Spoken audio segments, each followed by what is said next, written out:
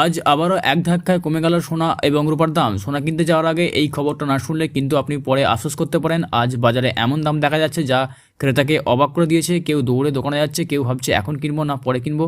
চলুন দেখে নেওয়া যাক আসল ঘটনাটা কি। আজ 18 ক্যারেট, 22 ক্যারেট এবং 24 ক্যারেট সোনা কত টাকা নিচে নেমেছে, তার পাশাপাশি দেখবো রূপার দাম কত টাকা হয়েছে।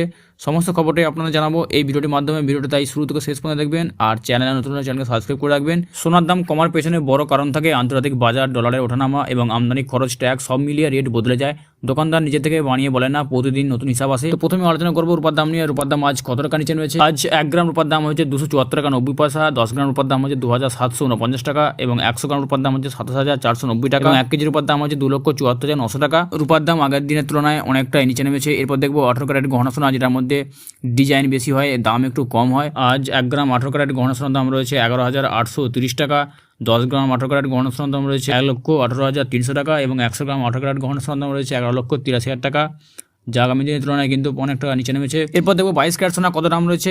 এই 22 ক্যারেট সোনা কিন্তু গহনার জন্য খুবই পারফেক্ট। আজ 1 গ্রাম 22 ক্যারেট সোনার দাম রয়েছে 14,459 টাকা। 10 গ্রাম 22 ক্যারেট সোনার দাম রয়েছে 1,44,590 টাকা এবং 100 গ্রাম 22 ক্যারেট সোনার দাম রয়েছে 14,45,900 টাকা, যা আগামী কালকের তুলনায় কিন্তু অনেক টাকা নিচে নেমেছে। এরপর দেবো 24 ক্যারেট সোনা, যেটার মধ্যে 100% খাঁটি সোনা থাকে, কিন্তু গহনা বানালে শক্ত হয় না, খুবই নরম হয়। আজ 1 গ্রাম 24 ক্যারেট সোনার দাম রয়েছে 15,774 টাকা। 10 গ্রাম 24 ক্যারেট সোনার দাম রয়েছে 1,57,740 টাকা এবং 100 গ্রাম 24 ক্যারেট সোনার দাম রয়েছে 15,77,400 টাকা, যা আগামী দিনের তুলনায় কিছু টাকা নিচে নেমেছে। তো বন্ধুরা, সোনা এবং রূপার দাম কিন্তু আজকে অনেকটাই কম, কিন্তু কাল বাড়বে না কমবে সেটা কেউ নিশ্চিত বলতে পারে না।